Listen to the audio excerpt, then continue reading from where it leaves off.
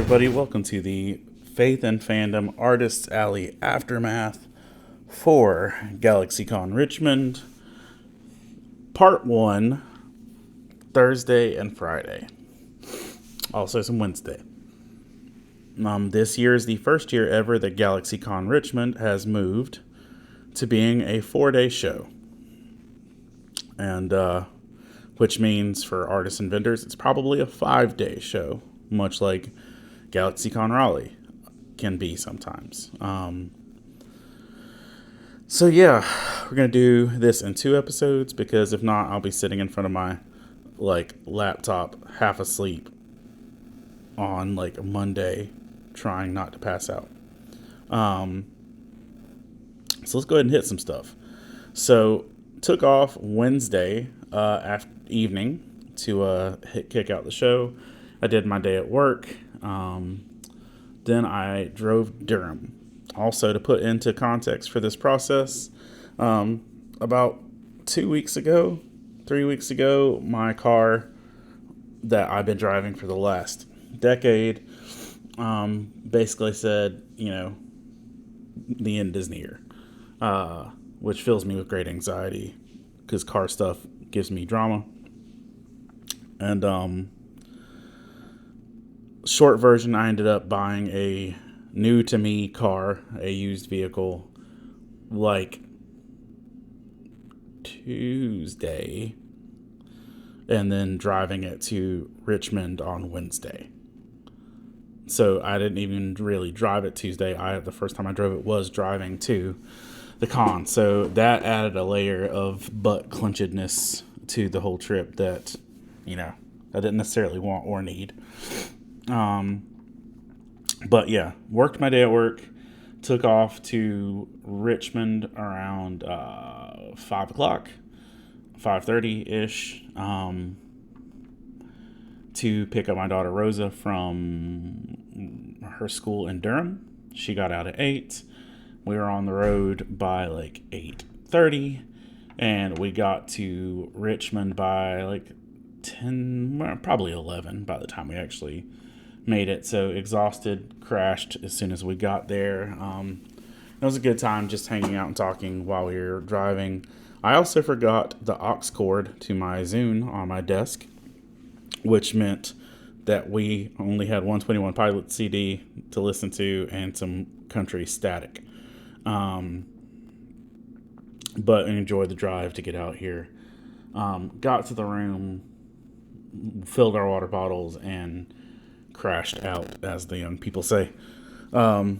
Early morning, got up at 6:30 to head out and get some fruit and yogurt at the hotel breakfast and roll on to the con, which is it takes about 15 minutes to get to the show from where we're staying. As opposed to about 20 minutes where we've been staying previously, but picked a much better for my family's well-being and safety hotel than we have in previous years for Richmond.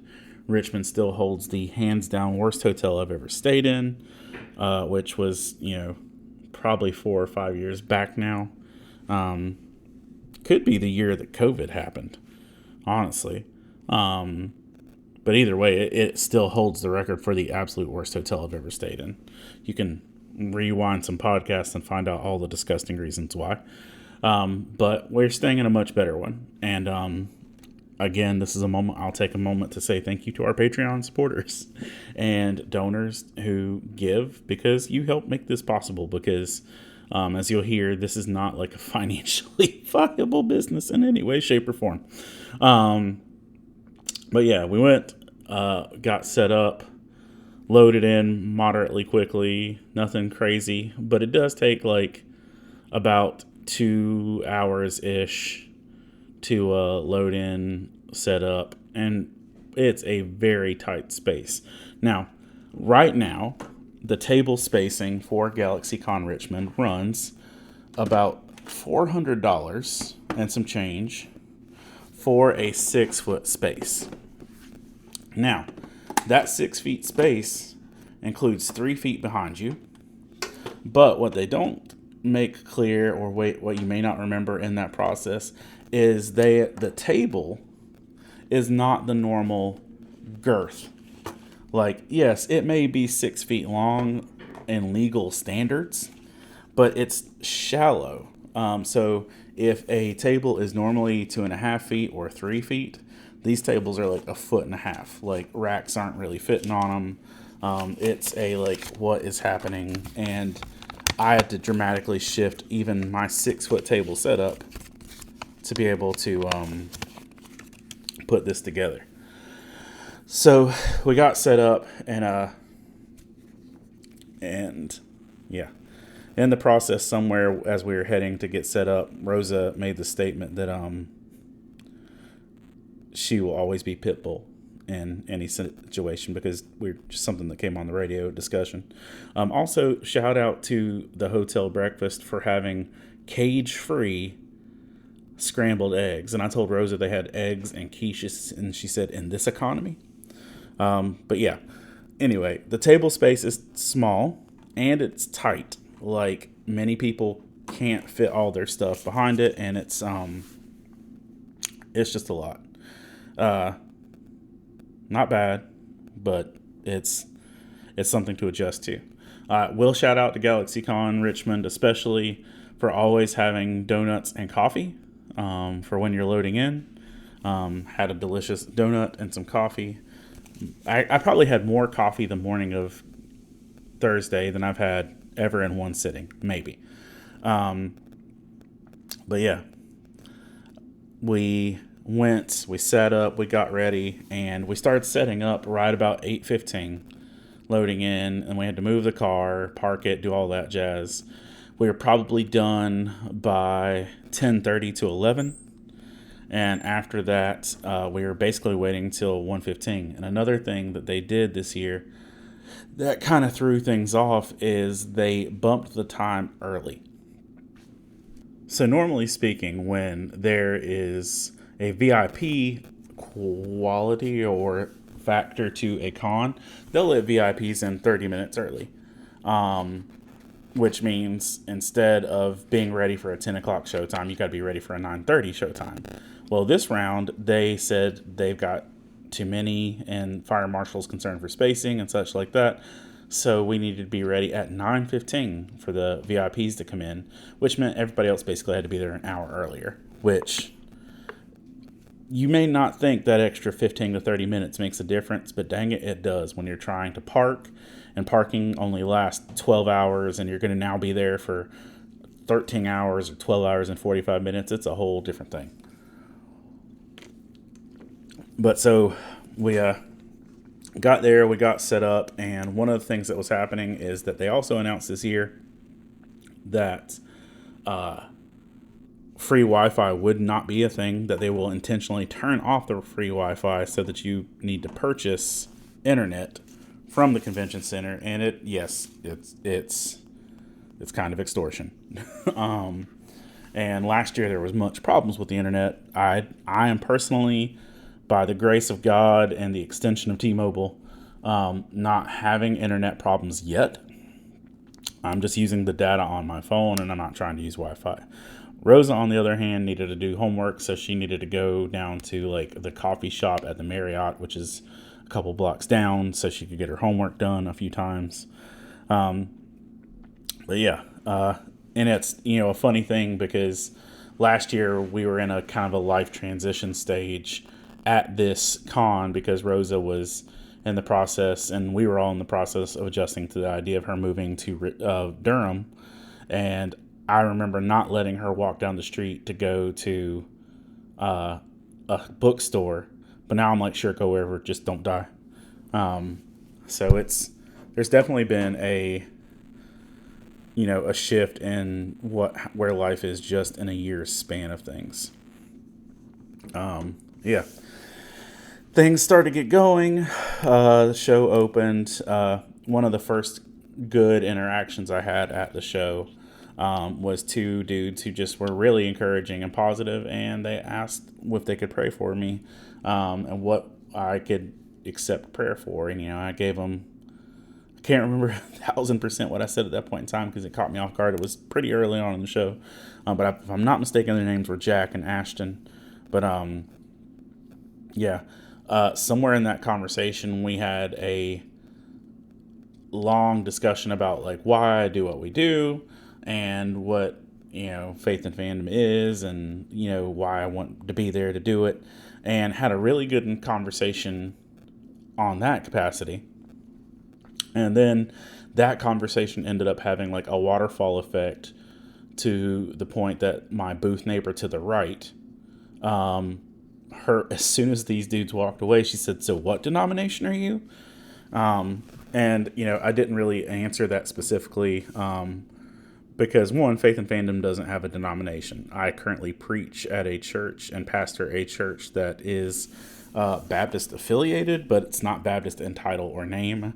And, it's it's more about the theology and than labeling stuff. So I never want to put a denominational association with Faith and Fandom, but what that did mean is that she was interested in why we were different and why we weren't, picket signs and rawr. She said that she was, as she put it, a recovering Catholic, that she, went to Catholic school and is not associated with that at all now. But yeah. So that was, it opened up a conversation not only with me and some, people that were purchasing things, but also I got to have a more open dialogue with one of my booth neighbors than I normally would. Now, on the other side, we literally built a wall between us and our other booth neighbor because I put my t-shirt rack that way because there's not enough space. So there's a wall of t-shirts and a 21 Pilots flag that covers us and our other booth neighbor. And I'm sorry for that. I'm going to buy some stickers from her because we literally put her in the corner. But yeah, shortly after that, one of my friends, associate people that I basically always see here, is a young woman who always does a panel on Jewish representation in comics. And,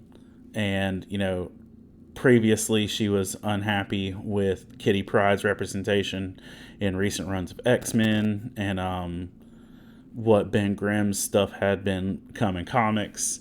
And so she said she was upset now at Wiccan and the Agatha All Along series, and she did a panel on that. I didn't get to hear any of it because I was at the booth.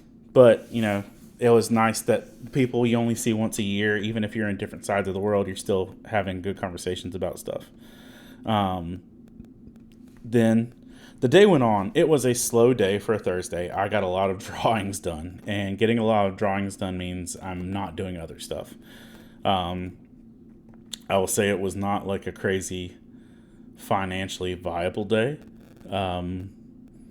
Like again, this booth cost $400 plus hotel and travel. And I'm spitballing here. Let me see if I can check my email and find out a little more honest answer here. But I feel like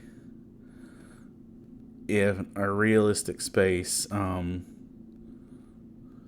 yeah, I made $30 in credit card sales on Thursday.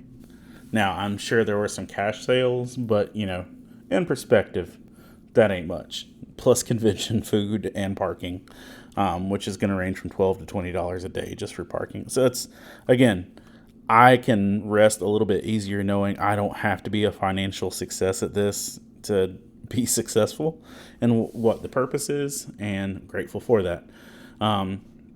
We have a tradition when we come to Richmond, though, on Thursday night, I think it usually is Thursday night, we go to Juan Gonzalez, which is a Mexican Asian fusion restaurant. And so we did our tradition of that and just enjoyed that and took a long walk. And it was good. I also got to see the McLaughlin family, Jillian and Matt, who have been big encouragers of ours, and they've been through a lot in their own time frame, so that was good. But when we were seated at Juan Gonzalez, we were seated next to a nerd band. I didn't ask, but I'm sure I know they're performing at Galaxycon, but they've got a song that apparently is a banger about Psyduck.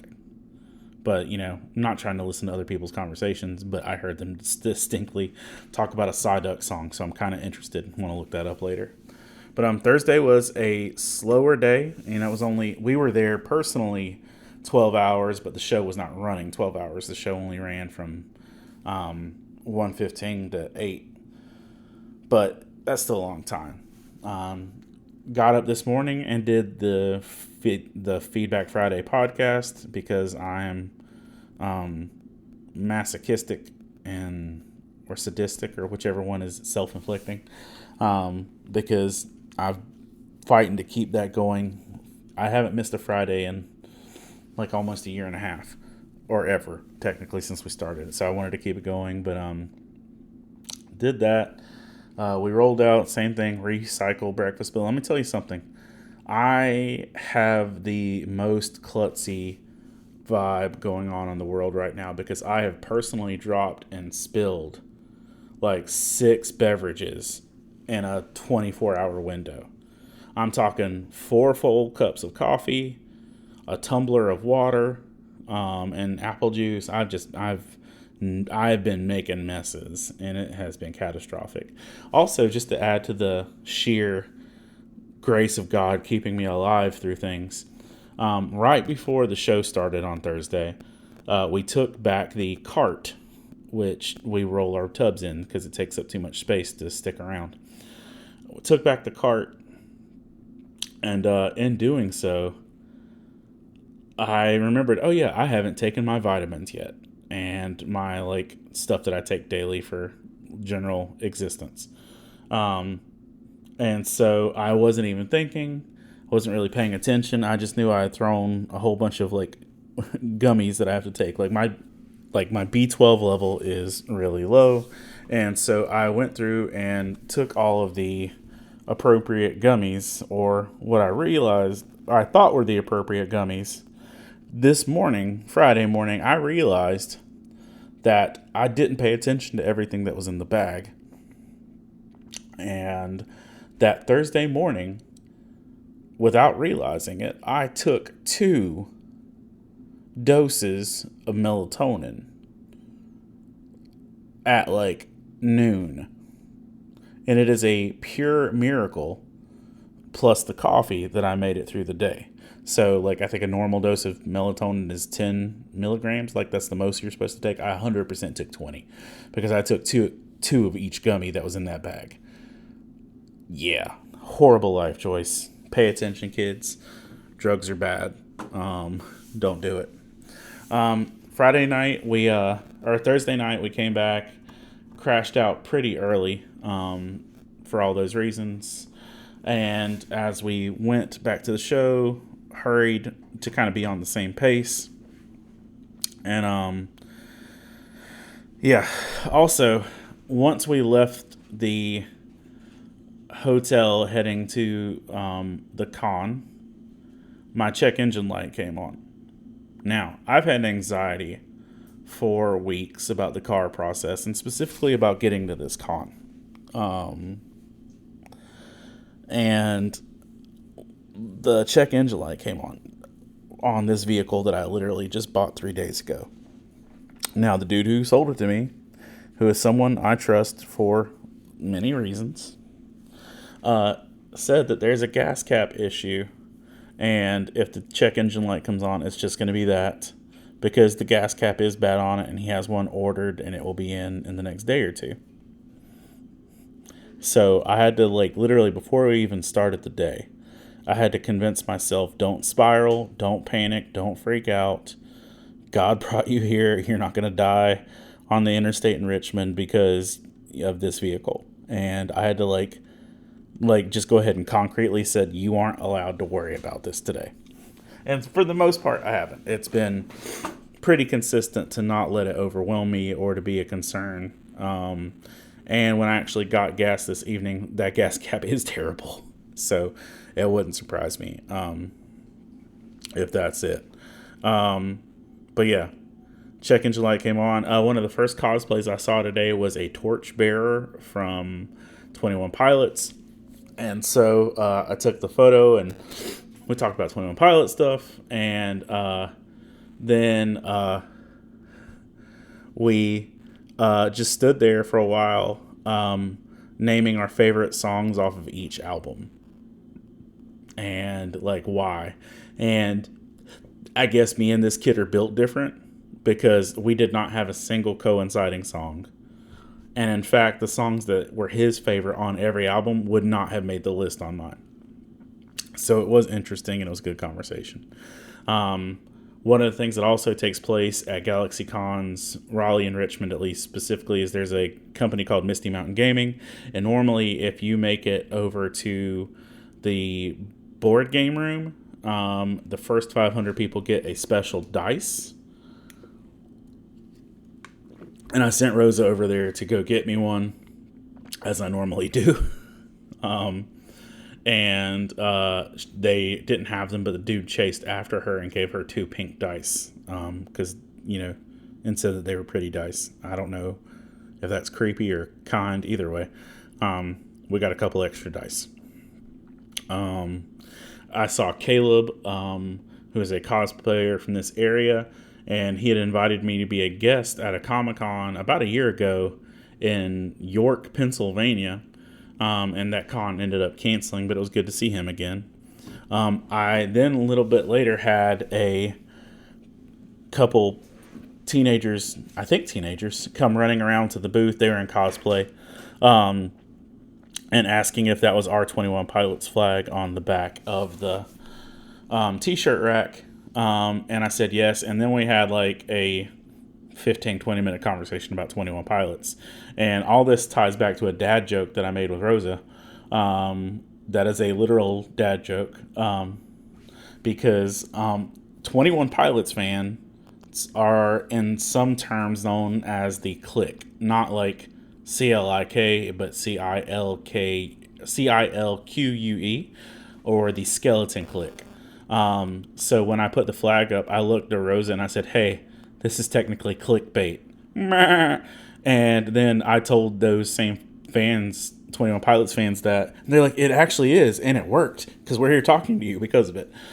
So we had good interactions for that. And because 21 Pilots are one of the biggest fan bases out there, I think personally, where people are just really passionate about it. I had a dude who I always see at this show, who is a retired chaplain and pastor, who came by just to say, hey, I just want you to know I appreciate what you do.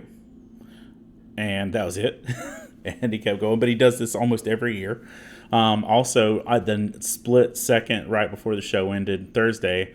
Somebody came by to buy a book just so they could have something to read for the weekend, and because they buy our books in the past. And this is one of those shows where I have a lot of people who are consistently getting involved in things, and even if we don't interact throughout the year, they're consistently purchasing and interacting in different ways. I had a cool, and you'll hear me if you've listened to me talk about shows before. One of my favorite things is when cosplayers have interactive pieces to what they're doing. And so there was this really, really pretty gnome, maybe. I don't know what garden fairy. I don't know what it was. But it was pretty. And she had a giant flower. And I commented on it, and she's like, would you like to go on a quest? And I said, absolutely, because if anybody ever asks you if you want to go on a quest, you say yes.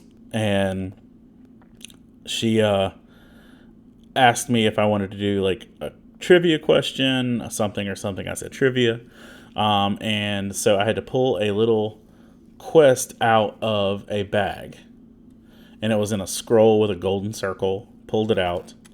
And it was a trivia question. And it was like, what town resides at the top of the Hellmouth? Which I know. And I was like, it's Sunnydale. It's Buffy's town. And because I got that right, I got to pick a prize. And she said, do you want something sweet, something cute, or something I made? And I said, I want something you made. And so I ended up with a Full Metal Alchemist button, which was really neat. Yeah. Also talked to a Jodie cosplayer, like a Jodie from Doctor Who, the 12th 13th Doctor. We had a nice long conversation about Doctor Who and Alex Kingston and River Song and all these things, and showed her my Alex Kingston picture, and it was good. An interesting interaction we had where two ladies came up, and one lady's like, yeah, this is what we need, religion and nerd stuff. And then I ended up in the conversation with two ladies. One of the ladies is a pagan who has rejected Christianity and the church as a whole because of her interactions with the church. And the other lady is a Christian who just found a new church home. And so they're in different places. And the thing that she said that really hit after we had a long conversation is she's like, this is what people need, not just in cons, but in general. They need to see the actual biblical version of Jesus, not the political version of Jesus, not the traditional version of Jesus. But she said, listen, if people actually meet the Jesus that the Bible shows, the world will be different. And she said that she was glad that we were there representing the Jesus that is actually in the Bible, that loves people and shows mercy and compassion. And so getting praised by a pagan for being Christ-like was like, cool. I appreciate that. And there's some cool people that I got to talk to that were coming through, had conversations about VeggieTales and church and stuff like that. I did a commission and some of the art pieces for Zoidberg from Futurama. I got to talk to one person who was there who really loved Frieren. Oh, she was cosplaying as a character from One Piece. But then we talked about Frieren, then we talked about Delition and Dungeon, and it was just a good conversation. Really happy there. I like watching more animes throughout the year because then I can have more conversations with people at cons, because I've watched so much anime in the past year that there's so many more fandoms I can connect with in a lot of positive ways.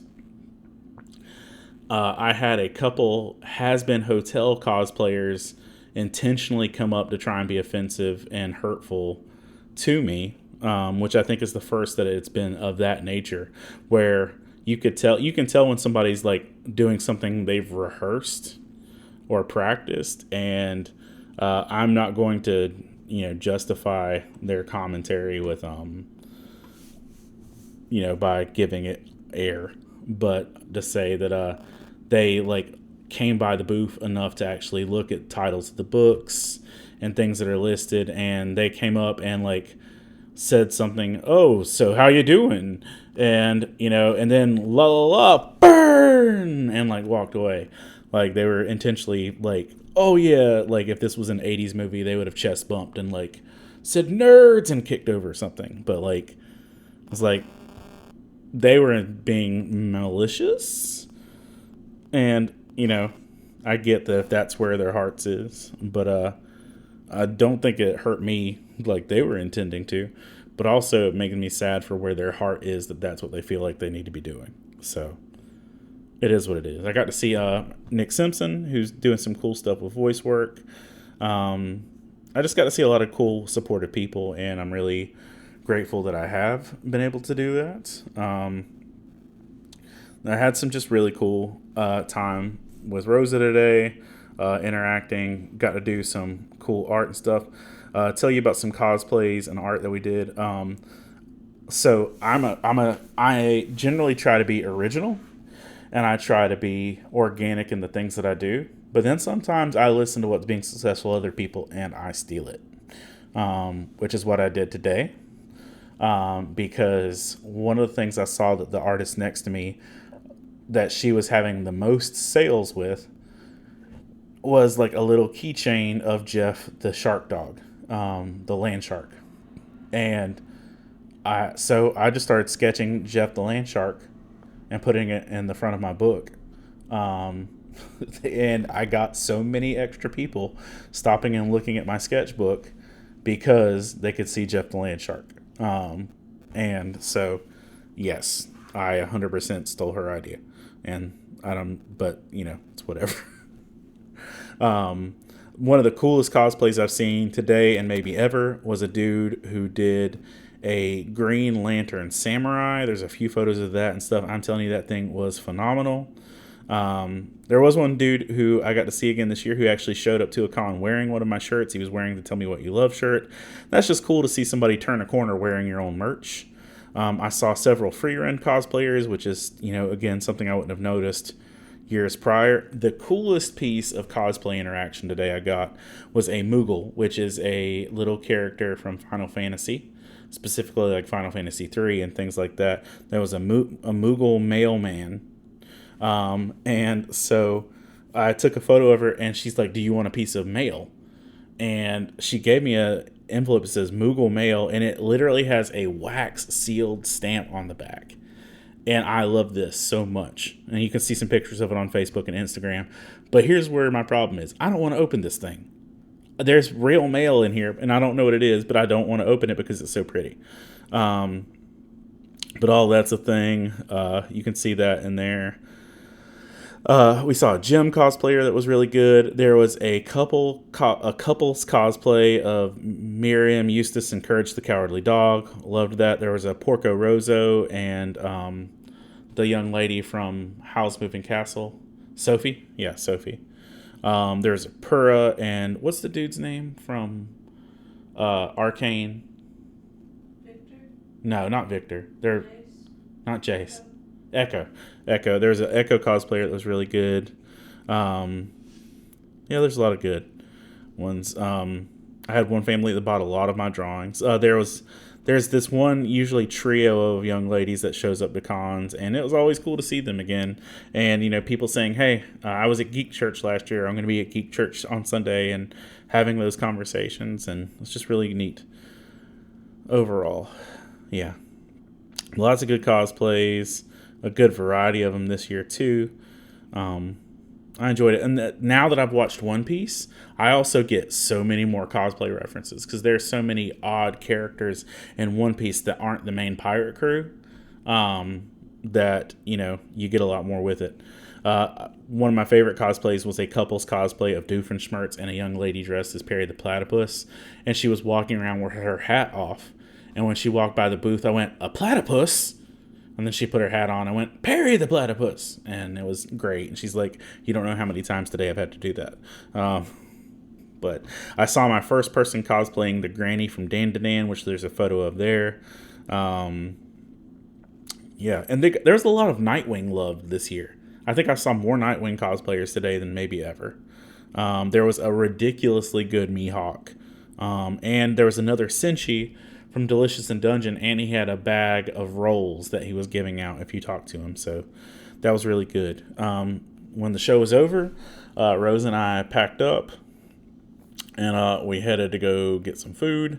And we ended up seeing a coffee shop and bakery on the way out of coming back, and it was a Colombian coffee shop and bakery. And Rosa thought it was more like a standard bakery coffee shop type situation, but I could tell by the colors and the writing even before we pulled in the parking lot. I'm like, "Oh, this is real Hispanic.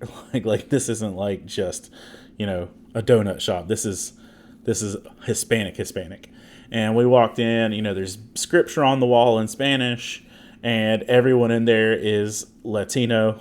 And we go through. We order our coffee. We order our pastries, and I am Puerto Rican, but as my friends often refer to me as, I'm the worst Hispanic in the Hispanic world because I don't sound Hispanic, I don't speak Spanish, and I don't necessarily have a full embrace on that portion of my culture. And so I got pure culture shamed in ordering my food tonight. As we were ordering our stuff, she's like, "Can I get a name?" She said, "Can I get a name for the order?" And I said, "Hector." And she looked at me like dead into the pits of my soul. And she said, "You mean Hector?" And I'm like, "Yes." sorry, I'm not used to saying it like properly in front of people, and and she's like, and she just gave me this and like walked away, and I was like, oh no, I got shunned. Um, but that was a real thing. It totally happened, and I was like, absolutely got culture shunned by the lovely people that provided me with pastries and coffee. But it's cool. I did get a really neat sticker on Thursday of Magikarp that says, please be patient, I'm still growing, which was neat. Yeah. Yesterday I saw a cosplayer of Lucy, which is another One Piece variation. I did a commission of Casper for the McLaughlin family. Just good stuff overall. But yeah, it's been a solid time. Tomorrow actually starts our panels, or sorry, Saturday actually starts our panels and interactions. So that's going to be a different experience. And every time we do a discussion panel, it's different, literally every time. So we'll see how it's going. But so far, it's been a rodeo. Also, I mentioned Thursday sales. Today's sales and stuff were much better, but I also have no idea. I've not counted. I have a disheveled lunchbox of money from Mario, and yeah, I have no idea. But it was better. I know that. But we'll see how much better. If I'm guesstimating, looking at just stuff, yeah, I don't know. I'd have to do more math than I'm able to. But yeah, it was a better day. Definitely good interactions. Books were going. Some shirts were going. Stickers went a lot. And the conversations that went along with those. So grateful for it. Looking forward to the opportunities that are going to be there. Jeff Weimer, who's one of our Patreon supporters, said he's going to be there on Saturday. And I'm just looking forward to seeing all that God does with this. And I'm grateful for the time with my daughter. I wish I had taken Monday off from my Muggle job because I'm tired in advance. But yeah, we'll see how it goes. Thanks for taking time to listen, and we'll see you at a con real soon.